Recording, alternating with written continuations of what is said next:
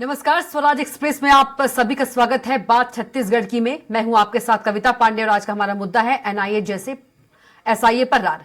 छत्तीसगढ़ सरकार ने राष्ट्रीय इन्वेस्टिगेशन एजेंसी की तरह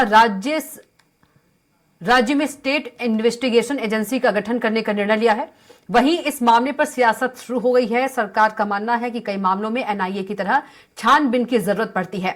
वहीं विपक्ष का कहना है कि राज्य सरकार का केंद्रीय एजेंसी से भरोसा उठ गया है। क्या एनआईए, ईडी, आईटी, एसआईटी सब यही काम कर रहे हैं? देखिए खास रिपोर्ट। सीएम विष्णुदेव साय की अध्यक्षता में मंत्रिपरिषद की बैठक में छत्तीसगढ़ में आतंकवाद, नक्सलवाद, वामपंथी, उग्रवादी जैसे विशेष मामले प्रकरणों में त्वरित एवं प्रभावी अनुसंधान एवं अभियोजन के लिए राज्य इन्वेस्टिगेशन एजेंसी के गठन का निर्णय लिया गया है। ये एजेंसी राष्ट्रीय इन्वेस्टिगेशन एजेंसी के साथ समन्वय के लिए राज्य की नोडल एजेंसी के रूप में कार्य करेगी। इसके लिए एक पुलिस अधीक्षक सहित कुल 74 नवीन पदों का निर्माण किया गया है। एसआईए में पहली पोस्टिंग भी कर दी गई है, जिसमें एसीबी ईओडब्ल्यू से लौटे एएसपी पंकज चंद्रा और अमृता शौरी को जिम्मेदारी दी गई है। जल्द ही डीएसपी, टीआई, एसआई समेत अन्य की भी पोस्टिंग होगी। आतंकवाद जैसे संगठनों पर कार्रवाई के लिए एटीएस थाना भी शुरू होने वाला है। उप मुख्यमंत्री अरुण साव ने कहा कि राज्य की परिस्थितियों को देखते हुए यह खास विंग बनाया गया है। एक बहुत महत्वपूर्ण निर्णय आज मंत्रिपरिषद ने लिया है। आतंकवाद, नक्सलवाद, वामपंथी, उग्रवाद जैसे विशेष मामलों में प्रकरणों के त्वरित और प्रभावी अनुसंधान एवं अभियोजन के लिए राज्य इन्वेस्टिगेशन एजेंसी एसआईए के गठन का निर्णय लिया है। आपको बता दें कि झीरम हत्याकांड की जांच एनआईए ने की थी, जिसकी जांच रिपोर्ट पर कांग्रेस ने सवाल खड़े किए थे। वहीं हाल ही में बीजेपी सरकार ने कवर्धा की सतराम हत्याकांड की जांच एनआईए से कराने की घोषणा की है। वहीं विपक्ष ने बीजेपी सरकार की एएसआई गठन के इस फैसले को राज्य पर आर्थिक बोझ पड़ने वाला बताया है। कांग्रेस प्रदेश अध्यक्ष दीपक बैज ने नई एजेंसी के गठन को लेकर राज्य सरकार पर तंज कसा है। उन्होंने कहा, राज्य सरकार का केंद्रीय एजेंसी से भरोसा उठ गया है क्या? एनआईए, ईडी, आईटी, एसआईटी सब यही काम कर रही हैं। नई एजेंसी गठित करने की आवश्यकता क्यों है? एसआईए के गठन से सरकार पर आर्थिक बोझ पड़ेगा। उनका सेंट्रल एजेंसी पर भरोसा उठ गया क्या? एनआईए है, एसआईटी है, उसके बाद ईडी है, आईटी है, सब एजेंसियां तो यही लगा के रखा है। तो आखिर एक नई एजेंसी गठित करने की आवश्यकता क्या है? हमारे पास पुराने बहुत से ऐसे विभाग हैं जहां पे भरोसा करके काम किया जा सकता है। वहीं इस एजेंसी के गठन को लेकर डिप्टी सीएम विजय शर्मा ने कहा कि कई मामलों में छानबीन की जरूरत पड़ती है। एसआईए में नए प्रबंधन से काम होगा, अत्याधुनिक टीम रहेगी, एसआईए में पर्याप्त संख्या में स्टाफ रहेगा। इससे राज्य पर कोई आर्थिक बोझ नहीं बढ़ेगा। नहीं, मतलब ये है कि बहुत बड़ा टीम नहीं गठित हो रहा है, लेकिन ये है कि पर्याप्त संख्या में लोग रहेंगे, जिसको एडवांस टेक्नोलॉजी के साथ, नए प्रबंधनों के साथ, नई टीम के साथ बहुत सारे केसेस में इन्वेस्टिगेशन की आवश्यकता पड़ती है। और उसके लिए जो एनआईए है उसकी तर्ज पर छत्तीसगढ़ में एसआईए का गठन किया है। बहरहाल छत्तीसगढ़ में नक्सल उन्मूलन के नाम पर CAF, CRPF, CISF, ITBP, BSF जैसे सुरक्षा बलों की टीम तैनात है। वहीं समय समय पर एनआईए जैसी केंद्रीय एजेंसियां भी सक्रिय रहती हैं। ऐसे में अब देखना होगा कि एसआईए का गठन नक्सलवाद, आतंकवाद व उग्रवाद के नियंत्रण में कितना कारगर साबित होता है। स्वराज एक्सप्रेस के लिए रायपुर से दिलीप साहू की रिपोर्ट देखिए आपने। और इसी पर अब चर्चा करेंगे खास मेहमानों के साथ। हमारे साथ मेहमान भी मौजूद है। बीजेपी नेता अमरजीत छाबड़ा जी हैं, कांग्रेस प्रवक्ता अमित श्रीवास्तव जी हैं, वरिष्ठ पत्रकार अनिरुद्ध दुबे जी हैं। आप तीनों को चर्चा में बहुत स्वागत है। सबसे पहले बीजेपी नेता के पास चलते हैं, अमरजीत छाबड़ा जी के पास। जी, जैसा कि आपने अभी यहाँ पर इसमें दिखाया है कि किस तरह से कांग्रेस के जो प्रदेश के अध्यक्ष है वो तमाम ऐसे विषयों को उठा रहे जो अनर्गल बातें हैं। आपने देखा होगा कि इस प्रदेश में राज्य युवा विकास क्लब के नाम से 132 करोड़ रुपए का घोटाला हुआ, सीधे इन कांग्रेसियों के खाते में डाला गया। तब इन्हें नहीं लगा कि इस प्रदेश की धन संपदा का दोहन हो रहा है, आज इनको जब हम नए पदों का सृजन कर रहे हैं, हम जब एसआईए के माध्यम से यहाँ पर एक नोडल एजेंसी खड़ा कर रहे हैं जिसके माध्यम से आतंकवाद, नक्सलवाद, वामपंथ जैसे जो तमाम असामाजिक तत्व है उन पर रोक लगाने का काम करने वाले हैं, और कहीं ना कहीं ये सहायक ही सिद्ध होगी। एनआईए जैसी एजेंसियां जब राज्य में आती है और जांच की सीमाओं को आगे बढ़ाती तो उनको कहीं ना कहीं सहयोग की भी बात लगती है। तो जहां सहयोग का विषय आएगा वहां एनआईए के साथ एसआईए एक नोडल एजेंसी के रूप में काम करेगी, एक सहयोगी के रूप में काम करेगी, और जांच की जो कार्रवाई है उसको त्वरित बढ़ाने में भी आगे बढ़ने का काम लेकिन करेगी। अमरजीत जी सहयोगी की क्या जरूरत पड़ गई? कांग्रेस का ये कहना है, विपक्ष का, कि क्या केंद्रीय जांच एजेंसी जो है उससे भरोसा उठ गया है बीजेपी का? जी, कांग्रेस का तो काम ही है कि किसी न किसी विषय पर टीका टिप्पणी करना। मैं इनके पूर्व के कुछ कथन को याद दिलाना चाहूंगा कि जब बीरनपुर जैसे कांड अमरजीत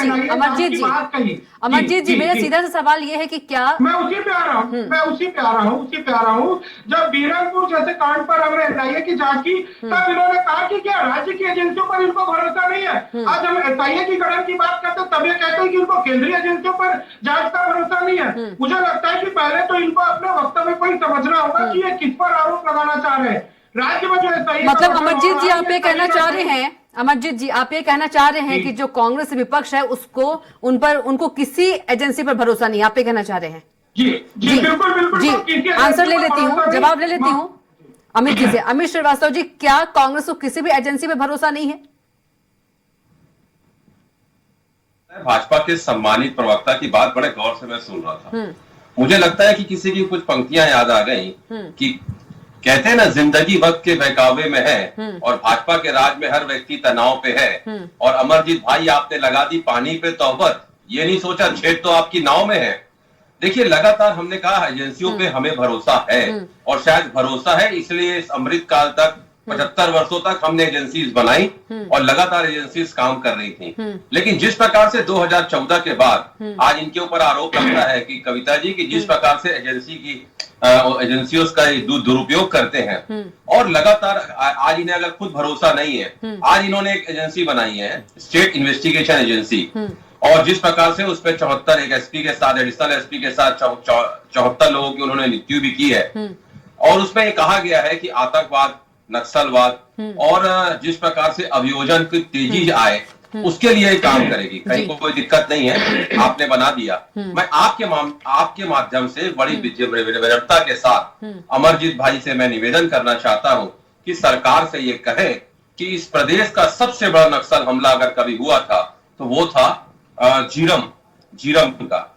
उसकी जांच पहले करवा ले, उसके बाद भीमा मंडावी जी की हत्या जो हुई थी, जिनके ऊपर हमला हुआ था, वो उसको करा ले, तो कम से कम जनता को भी विश्वास होगा। कहते हैं ना, तू इधर उधर की बात मत कर। आप ये बताइए कि लगातार इतनी सारी एजेंसीज हैं और इन्होंने कहा हमें विश्वास नहीं है। अगर हमें विश्वास नहीं होता तो 75 सालों तक क्या इतनी सारी एजेंसीज यहाँ पर काम कर रही होती? आज आप देखिए कि जिस प्रकार से कहते हैं ना, इन्हें विश्वास नहीं है, क्योंकि भाजपा के लोगों पे आरोप लगता है कि इनकी आईडी, ईडी, सीबीआई और अब इनका परिवार एसबीआई जिस प्रकार से कल 136 दिनों का समय लिया था, खैर वो डिफरेंट मैटर है। लेकिन मैं आपके माध्यम से एक ही चीज कविता जी कहना चाहता हूं कि इनकी मनसा पे हमें शक है।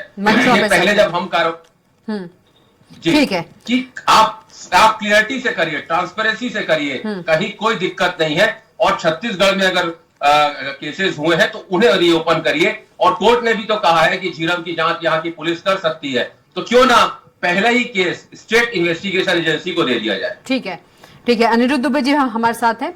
अनिरुद्ध दुबे जी, एनआईए के तर्ज पर एसआईए का गठन किया गया है, लेकिन जो विपक्ष है इस पर सवाल उठा रही है, क्या आवश्यकता है, किस अर्जे से देखें?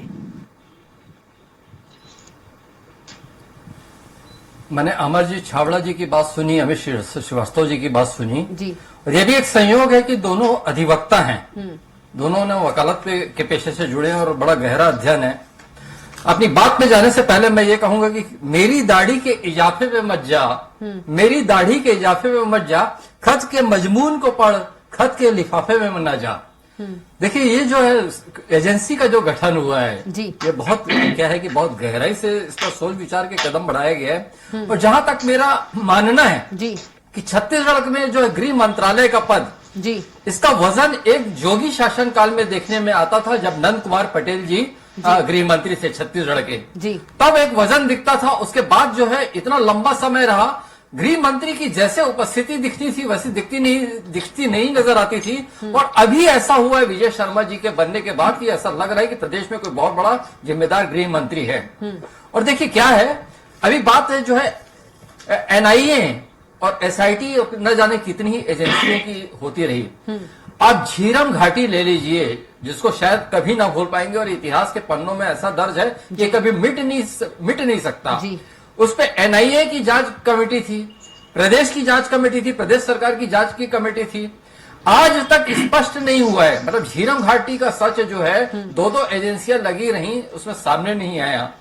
तो किसी भी विषय की, किसी भी मुद्दे की गहन पड़ताल अगर कहीं करना हो तो उसके लिए उसको मद्देनजर रखते हुए अगर कहीं कोई एक नई एसआईए जो भी हो, नई एजेंसी का जो गठन होने जा रहा है, मैं इसमें कहीं कुछ किंतु परंतु अन्यथा नहीं देखता। जी हाँ, एसआईए, मैं इसमें कहीं कुछ किंतु परंतु अन्यथा नहीं देखता। और रही बात यह है कि प्रदेश में अभी जो है सरकार बनने के बाद जो है एक अलग तरह की हवा चल पड़ी है। निश्चित रूप से ऐसे जो आपराधिक तत्व जुड़े हैं, आप देख रहे होंगे कि छत्तीसगढ़ में भी बुलडोजर संस्कृति का प्रवेश हो चुका है।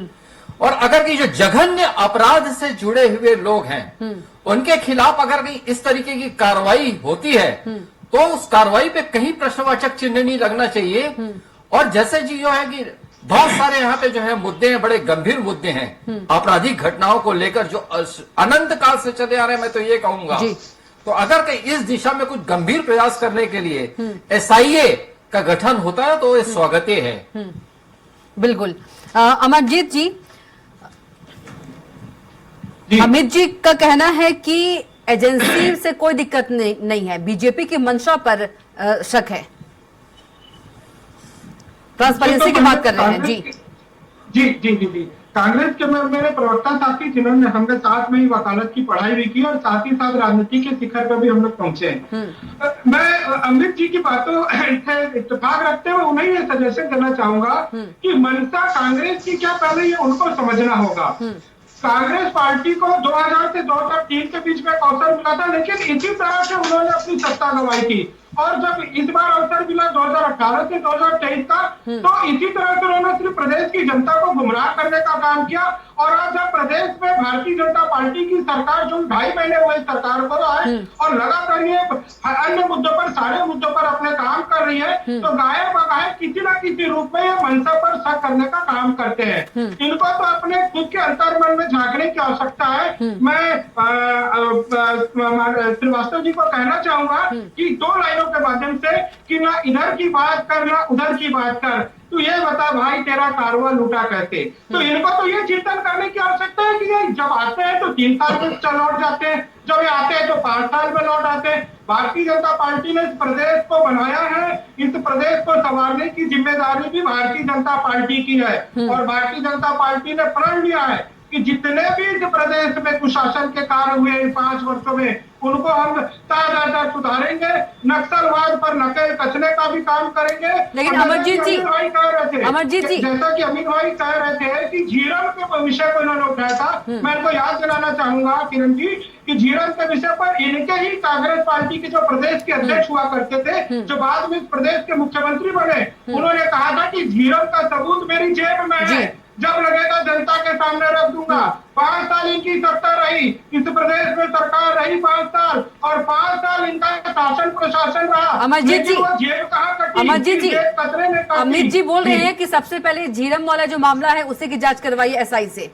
अमित जी इंतजार कीजिए, सारा सब सामने आएगा। जो भूपेश बघेल जी की जेब में सबूत था, वह सबूत तो उन्होंने 5 साल पेश नहीं किया, लेकिन याद रखिए एनआईए ने जो जांच रिपोर्ट सौंपी थी उस पर आपकी पार्टी ने शक करने का काम किया था। लेकिन जल्द ही सारे मामलों का भी खुलासा होगा और पूरा जो दूध का दूध है, पानी का पानी होगा। मैं अरुण जी की बातों से भी पूरा इत्तेफाक रखता हूँ, उनकी बातों को बहुत गंभीरता से सुन रहा था। उन्होंने कहा है कि खत मत दे, खत के अंदर का मजमून दे। वास्तव में इसके पीछे बहुत बड़े स्तर पर इस पर तैयारी की गई है। और ये एसआईए का जो गठन हुआ है, ये आने वाले समय में सिर्फ कुछ मामले नहीं, ऐसे तमाम नक्सलवाद के मामले, उग्रवाद के मामले, आतंकवाद के मामले, उसमें सेतु का काम करेगी। ठीक है अमित जी, सरकार की कोशिश पे जो सवाल उठा रहे हैं विपक्ष, कांग्रेस, आप लोग, कितना उचित है वो? देखिए, अभी ये सुशासन की अमरजीत भाई बात कर रहे थे। छत्तीसगढ़ ने वो दौर भी देखा है जब इसी प्रदेश में जीरम का दाग इनके ऊपर लगा, इनके कार्यकाल में हुआ। उसके बाद अगर आप देखेंगे, सुशासन की बात कर रहे थे तो लोग अपना इलाज कराने जाते थे, आंख पड़वा काट हो जाता था, बहनें इलाज कराने जाती थी, उनके गर्भाशय तक निकाल दिए जाते थे, इन्हीं के कार्यकाल में हुआ। ऑगस्टा वेस्टलैंड से लेकर इंदिरा प्रियदर्शनी घोटाले, ऐसे अनगिनत में गिना दूंगा कविता जी। लेकिन मैं फिर कह दूं कि अभी इन्होंने कहा ना, मैंने कहा आप बनाइए, कहीं कोई दिक्कत नहीं है। आपने कहा कि जीरम की बात तो मैंने उठाई थी, उन्होंने उस पर कुछ नहीं कहा, पहली बात। दूसरा, उन्होंने कहा कि आप आगे वेट करिए। बिल्कुल, आज तक इतने साल हो गए और जीरम के जो पीड़िता है और जो उस परिवार के लोगों को आज तक न्याय नहीं मिला है। तो अगर इनकी मंशा होती तो ये कहते बिल्कुल हम अपनी सरकार तक ये बात को पहुंचाएंगे और पहला केस क्यों ना हम जीरम से वो स्टार्ट करें। कोर्ट ने भी कहा है कि अब छत्तीसगढ़ पुलिस उसकी जांच कर सकती है। लेकिन कहते हैं ना कि हमने इस दौर में अंदाजे निराले देखे हैं, फैसले कत्ल का कातिल के हवाले देखे हैं। लेकिन मैं आपको फिर कह दूं कि लगातार जिस प्रकार से मनसा इनके ऊपर, मैंने कहा ना कि इनकी मनसा सबसे इंपॉर्टेंट होती है। और मैंने कहा ट्रांसपेरेंसी से आप काम करिए, विकास करिए, कहीं कोई दिक्कत नहीं है। बदलापुर की राजनीति नहीं होनी चाहिए, पहली चीज। दूसरा चीज, जो भी गलत व्यक्ति है, किसी का भी इन्वॉल्वमेंट है, हमने पहले भी कहा है, पूर्व मुख्यमंत्री जी ने ट्वीट करके कहा था, उसके ऊपर सख्त से सख्त और कठोर से कठोर कार्रवाई होनी चाहिए। लेकिन कविता जी कहते हैं ना कि भाजपा के लोग दो कामों में बड़े माहिर होते हैं, आधे समय सच को छुपाना और आधे समय झूठ को फैलाना। यही काम इनकी मास्टरी होती है। छत्तीसगढ़ की जनता, और ये कह रहे थे कि आप काफिला क्यों लूटा, मैं आपको बता दूं, काफिला लूटने के बाद भी 35 है, इनका काफिला तो ऐसा लूटा था कि 14 में पहुंचा दिए थे। तो इतना अहम और वहम बिल्कुल नहीं करना चाहिए। ये जनता है साहब, कब किसको बैठा दे और कब किसको उखाड़ दे। ठीक है, तो इंतजार करिए। छत्तीसगढ़ की जनता बहुत समझदार है, सारी चीजों को समझ रही है। जितने वादे इन्होंने किए थे, आप देखिए कि वो वादे पूरे नहीं हो रहे। जनता सारी चीजों को समझ रही है। और अब आप एक नई इन्वेस्टिगेशन एजेंसी बना रहे हैं। मैंने कहा ना, कहीं कोई किसी को दिक्कत नहीं है, लेकिन आप उसका ट्रांसपेरेंसी में काम करिए। ठीक है। जनता के बीच में जो ज्वलंत मुद्दे जो जनता चाहती है, आप जनता ने जो शिकायतें हैं, जिस प्रकार से मैंने कहा ना कि उस जीरम के परिवार ने शिकायत की थी, कोर्ट ने कहा है। ठीक है, मैं जाऊंगी आपके पास, अनिरुद्ध जी के पास चलूंगी। अनिरुद्ध जी, ये जो एजेंसी है SIA, ये NIA की तर्ज पर बनी है, क्या लगता है कितना सफल हो पाएगा? ये सरकार कोशिश तो कर रही है।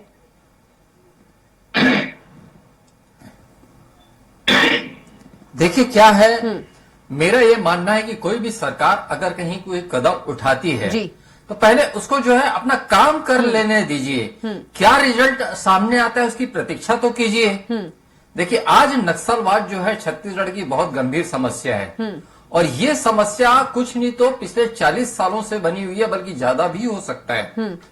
और निराकरण के तरह तरह के उपाय किए गए। मैं नक्सलवाद शब्द पे इसलिए आ गया क्योंकि अभी आप ही के चैनल में अरुण साहू जी जो हमारे यहाँ के सीनियर मंत्री हैं, उप मुख्यमंत्री हैं, उन्होंने कहा कि नक्सलवाद, उग्रवाद ऐसे जो है कुछ विषय हैं जिसको गंभीरता से, जिसके बारे में सोचते हुए एक ठोस कदम उठाए गए हैं। हालांकि गृह मंत्री जी की भी बाइट देखा मैंने, विजय शर्मा जी की, तो उन्होंने ऐसी बात नहीं कही, लेकिन नया प्रबंधन और नई टीम काम करेगी। दोनों की बातों में दम था। विजय शर्मा जी की बातों में भी इसलिए दम लगता है कि नया प्रबंधन और नई टीम। ऐसा नहीं कि कांग्रेस के शासनकाल में प्रयास नहीं हुए। नक्सलवाद का सामना करने के लिए विकास के रास्ते नक्सलवाद का समाधान निकलने की कोशिश कांग्रेस शासनकाल में हुई थी, जो एक अच्छी पहल थी।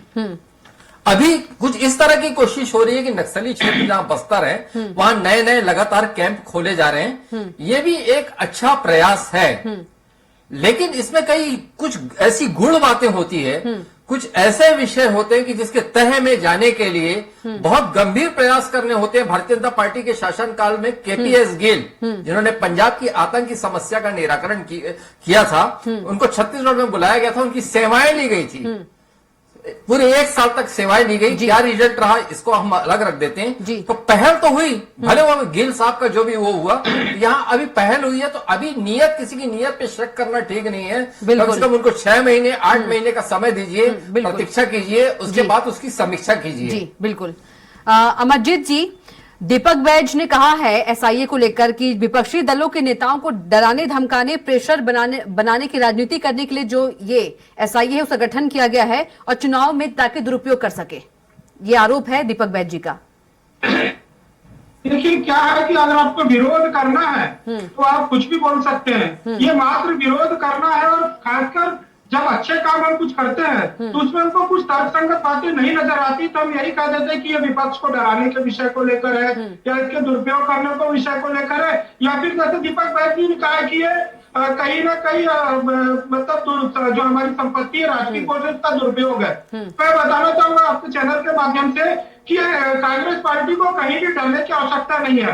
कांग्रेस पार्टी को तो इस मामले में आगे बढ़कर स्वागत करना चाहिए, और नक्सलवाद की मुहिम पर अमित जी, होना चाहिए कि राज्य सरकार जो एसआईए का गठन कर रही है, हम आपके साथ खड़े हैं। जहां नक्सलवाद के विषय पर बात आएगी, हम बिल्कुल इस प्रदेश के राज्य की स्थिति को सुधारने के लिए आपके साथ खड़े नजर आए। अमित जी, दीपक जी का जो सवाल का जवाब मिल गया, डरने की बिल्कुल भी जरूरत नहीं है कांग्रेस को।